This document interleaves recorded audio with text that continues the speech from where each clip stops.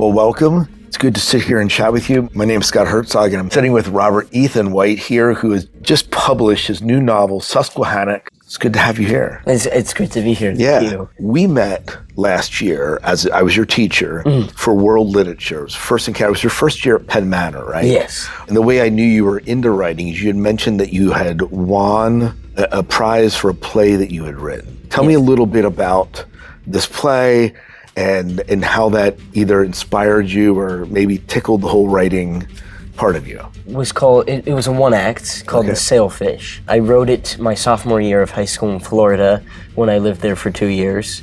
I was in the theater program at the time and I didn't have any formal education in writing at all, and not really even like a love for it, but my parents had encouraged me to start maybe doing something like that.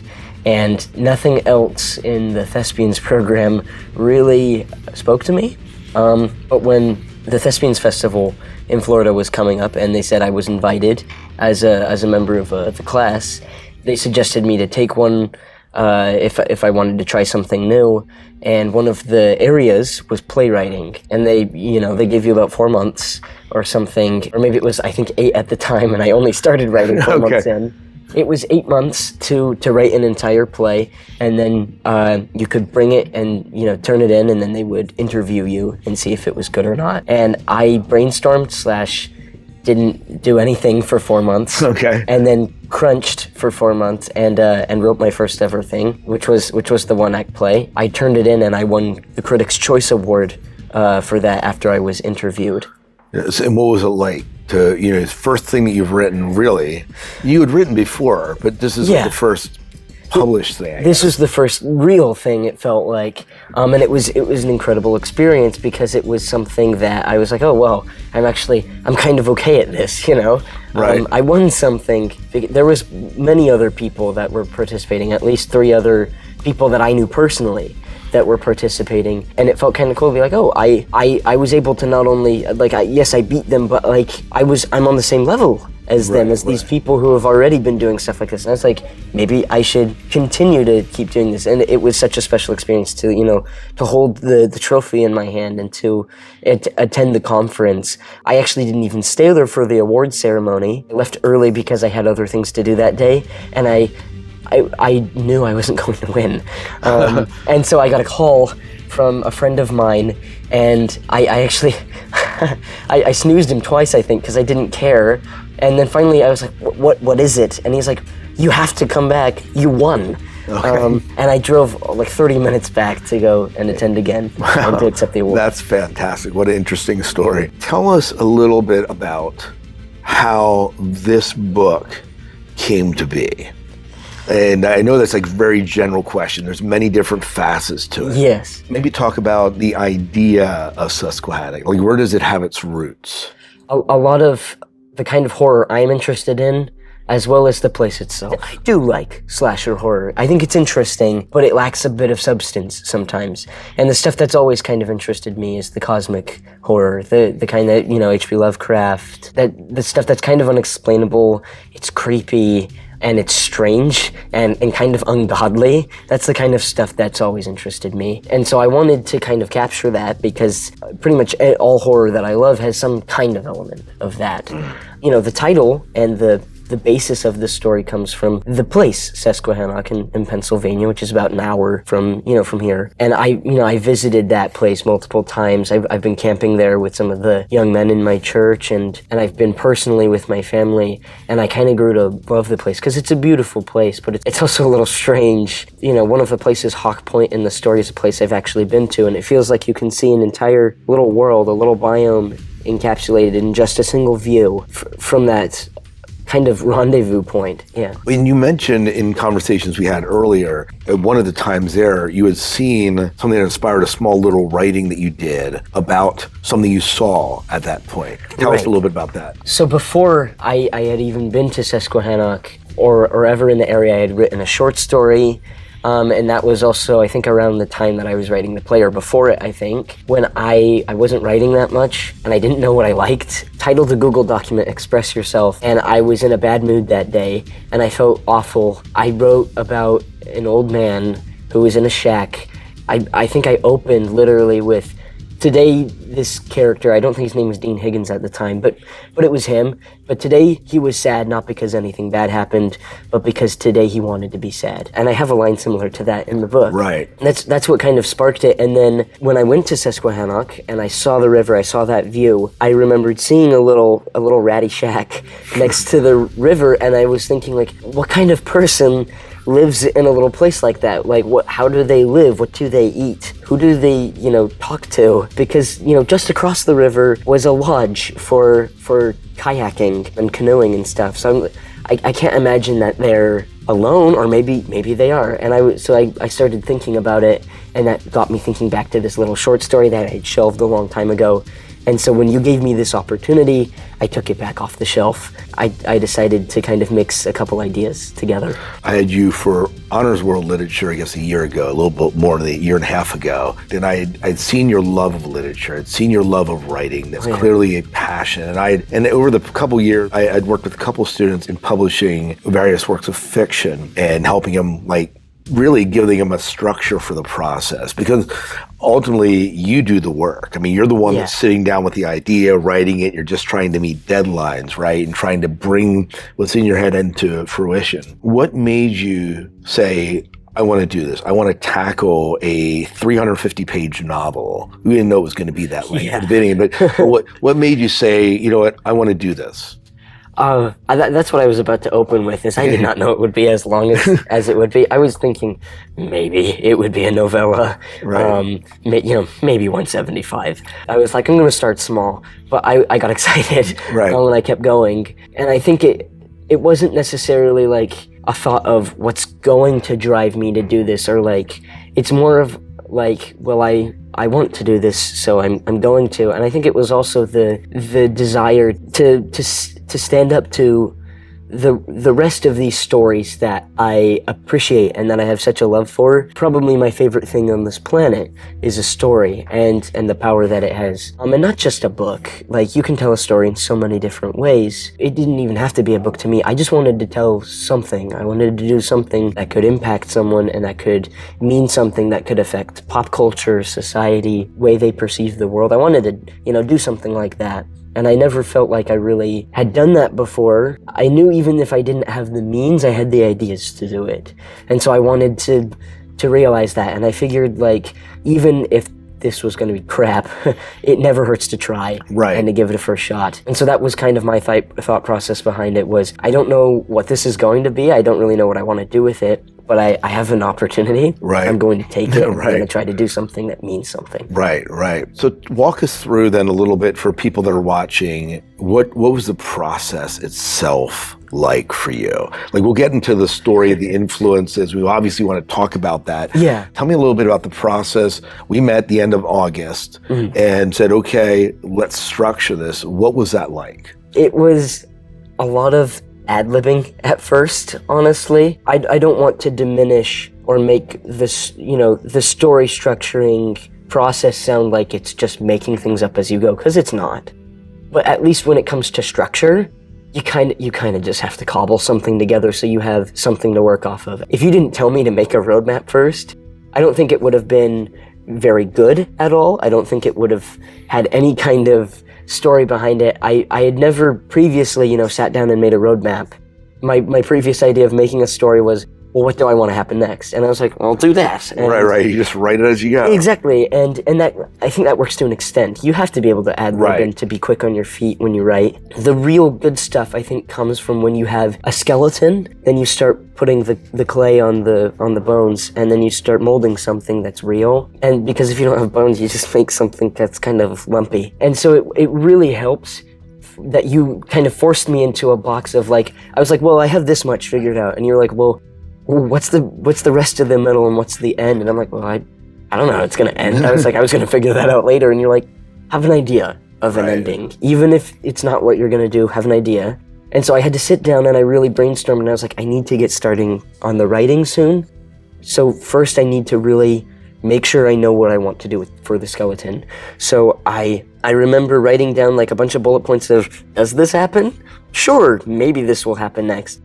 And all the way to the end. And then I was like, technically it has a beginning, middle, and end already. Right. Really helped so that all I had to do now was the fun part of I just need to bring him to life and characterize all of this. Right. How close to that original roadmap is your novel? I actually checked it not too long ago because a friend of mine called me. He heard that I had published the book, and he was like, hey, I've been always wanting to do that myself. He's like, do you have any tips on how I could get started? And I was like, I would love to tell you what my process was. And so I opened it back up and showed him my roadmap. So I got to see it again after like 6 months of not really thinking about it. It's not too far off in some ways. Like, it follows the same general pattern, but there are some entire segments that I had previously planned that were taken out. For example, there is an island in Susquehannock. Can't remember the name of it for the love of me, but it's a little island on the Susquehanna River that is an eagle sanctuary. And that was going to be a pretty cool part of the book because they were going to have to go through there and kind of traverse this little island, and they were going to run into more creatures or something and have to fight those. They were going to go through a whole other area and fight or like run into all sorts of other things, but I realized like it didn't have any relevance to the plot. It was an awesome idea. I ended up using the glass eagle things at the end anyway, but those You never fleshed them out. I never fleshed them out, and I never gave them the area. I think I mentioned that island in the book, but they never go to it. Right. And that's because it didn't matter for the plot. And I think that's kind of what you also have to do as a writer is not every idea will make it to the page, and it might break your heart because some of them are kind of cool, but you have to think of what's relevant, and you have to think of what will tell something that will affect people and not bore them rather than just what's cool. So tell us a little bit about the plot of the book, since we're kind of hinting around it a little bit. A friend of mine, a writer friend, he said he really loves the opening sentence, so I'm going to use that, is that Dean Higgins is a miserable old man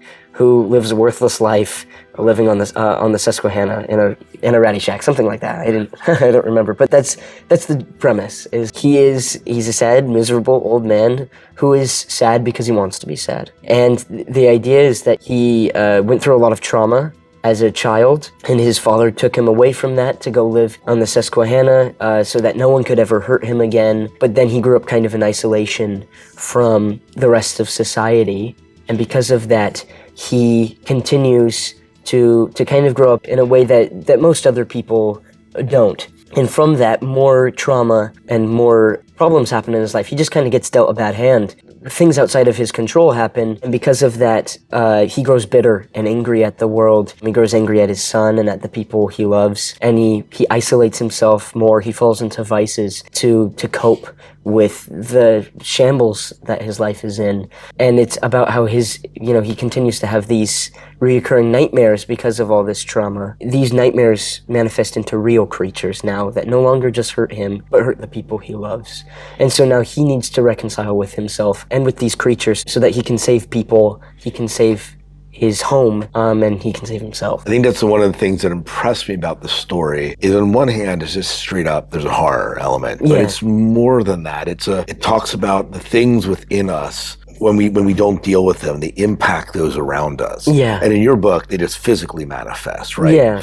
And therefore become hard, and he has to invite other people in to help him deal with this, right? Yeah. He can't do it alone. Mm-hmm. And so I think there's a strength in the way that story's told. Yeah. In one way, it's a metaphor, right, for us as human beings. I think the depth and the layers to your novel, I think, bring that out. Oh, yeah. Yeah, it was a lot of fun. What other writing influences, have kind of impacted this book? In terms of writing, a lot of stuff that has impacted me personally has been, I read Richard Matheson's I Am Legend, and I actually only got halfway through by the time I was reading other stuff for classes and I was beginning writing on the book. I mean, I didn't have quite as much time, so I never actually finished it at the time. I just finished it. Okay. And it was me reading it again that helped me realize, wow, I was impacted. My style was so prevalent because of this guy.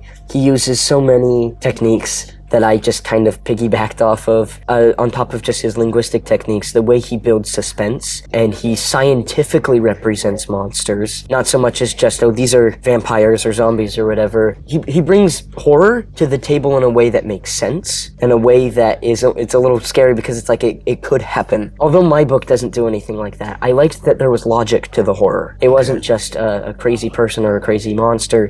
there's a reason this is happening. There's a source for the monstrosity. And so I took a lot of what was in that novel and kind of took it for myself, especially his cinematic writing. He writes like a movie, and I love movies. I know that when we talked, you'd mentioned like Hemingway kind of worked his way in. And definitely. I think one of the other biggest influences was one of my favorite novels of all time, which is Ernest Hemingway's The Old Man and the Sea. The whole story about an old man being sad and alone, it almost seems like a ripoff when you think of it like that. But I wanted to tell a story about an old man who kind of has to feel like he has to prove himself or prove his strength. And he feels, rejected by society, and he needs to come back to it by doing good or by redeeming himself. And I wanted to tell that same story because I love that story very much. And it's important to note, this is no Old Man in the Sea. No, it's very different. It's very different, but the premise, I can see the comparison there. And being a cinematic buff, there's obviously, I'm not going to spoil it, but there's a big cinematic connection in the middle of your book. There's a huge one in the middle of the book, based on one of my other favorite movies of all time, and I can't deny that there are probably some other moments that I based off of some other influences in cinema and horror. Right. Yeah. Right. Tell me a little bit about the naming conventions. I found this fascinating. We were talking the other day. We were talking about how you named your characters, where your characters come from, the impetus for that. Well, some of the naming conventions are pretty simple. I kind of made a few rules for myself, not really rules, but most of the major characters share names with some of my childhood friends or best friends I had. And I think that's just because, one, it was my first book and I wanted to do some justice to the people I love. When you write a story, I think you as the author kind of put some of yourself into the main character, no matter who you are. I think you infuse some of yourself into the book. And so I put some of myself in the main character too, which is why I wanted to surround this character with people that I kind of knew and that I had a relationship with, so it made it easier for him to have a relationship with them. So, one of the main characters is named Dave. I'm friends with a lot of Daves. My childhood friend was named Dean, and the main character's name is Dean. And that was most of the conventions for names. However, one of the characters is named Maybelle. I've never met anyone named Maybelle, but I thought it was a pretty name, and it was a name that represented what I wanted the character to be. Right. And I was thinking about the naming conventions of people like George R.R. Martin. He has names like Jon Snow, where I'm sure that has a deeper meaning, but as for me, it's just an awesome name that mixes a very normal name with a very not normal last name. And I wanted to kind of do that where my kind of role was their name has to match the vibe of the character. If I want them to be kind of normal or if I want to have a connection with them. So I just picked names that kind of represented what that character feels like on the inside. We mentioned the process, the story. What was the most difficult thing for you in the writing process? I think some of the difficulties I ran into was just having patience. It's so easy to rush something, and I think a lot of our modern content that we consume is rushed, and that's why it's terrible. And I wanted to make sure that this wasn't terrible. So I was like, I need to be sure to make sure that the pacing is exactly on par with how it should be, how the story needs to be told, because if it goes too fast, it will be bad. And so I think it was just really hard having patience with parts that weren't as fun to write as well, because sometimes you just have to fight your way through a part that feels awful to write just so that you can get to the next part. But then, sometimes you have to think, if it's really this bad to write, is it good writing? So it's a lot of like trying not to overthink it, to push through it, but also to be critical and careful about what I put in. It was a lot of reeling back and forth. There's a lot of fishing in the book. It was like fishing. You have to be careful to not reel in too fast, or but obviously you can't go too slow either. I had to bring it in. Is there something in mind in the book that you said, well, this was a harder part for me to write? Oh man, think about it? I think my least favorite chapter to write, there's a big altercation at the end. I won't spoil anything. That whole fight was such a slog to get through because there was so many details. I had introduced so many things that I needed to, it was like putting out fires everywhere, that I had to make sure everything gets a little screen time, I guess, is what I would say in a way. Because I haven't read a lot of books that have fight scenes in them. But, I watch a lot of movies with fight scenes, and my book demanded a fight scene. Right. And so I was like, how am I gonna write this? And so it was a lot of figuring things out. What felt like for the first time is how do I pioneer writing a fight scene? How does that work? And not only that, it's one of the longest chapters in the whole book. I split it in half. It's 2 chapters now. But it used to be one that was 25 pages long. and it was one big fisticuffs. And it was so awful, and I wanted it to be over so badly the whole time, because I knew it was almost over, and if this stupid fight scene was just done, I could finish the book. Right. You wanted to be a payoff from what you had introduced earlier, and that puts the pressure on you as a writer, like, how do I tie this up and make it work? How did you feel about it looking back on it? In all honesty, looking back, I'm still not a fan. All of the fight scenes bother me. I've been told by many people who have read so far, though, they love the fight scenes. They think they're interesting and engaging, and they keep them on the edge of their seat. And it's important. Which is good. Obviously, if you pick up the book, it works. I can't believe it did. I'm glad that it did what it was supposed to, because I did employ techniques. It was just really hard to describe, and it felt like at least to keep me engaged. Because I had seen that sequence in my head so many times, and I was so sick of it. Yeah. Some points it was really fun because I listened to a lot of music while writing, and the fight scenes I would almost exclusively listen to music that kind of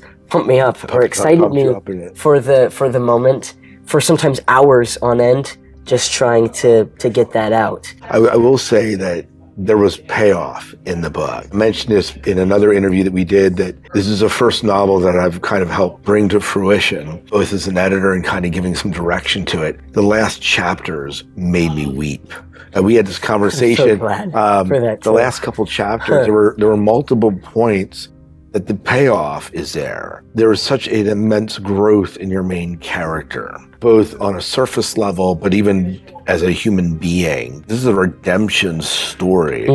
Not a redemption without cost. There's cost, but a redemption nonetheless. And that's, for me, is what makes this story beautiful. I know, and I'm so glad that it affected you the way that it did. Because, like I said, from the beginning, that was my only other goal, is I wanted to do something that would affect someone, that would mean something to someone. I think the goal of every writer is you should make someone cry. Because that means that you've achieved what you set out to do. I watched an interview with George R.R. Martin again, and he described that your goal as a writer is to get you to feel the feelings that I want you to feel. If I am writing something funny, I hope you laugh. If I'm writing something sad, I hope you cry. Because then you are giving them the experience. You are getting lost in the story, and it's becoming a part of you, something that affects you personally. And that means that I won. That you win when you can do something like that. Awesome. If that didn't do it, well, then I hope you at least still enjoyed the story of it. But that was the goal of the novel, was to change you personally. And where can people who are watching, where can they pick up this book? You can pick it up on Lulu.com. Hopefully soon it will be in local bookstores as well as on Amazon. But I'm still working on that. But for now, if you go to Lulu.com and look up Susquehannock, Robert Ethan White, you'll find it. Awesome.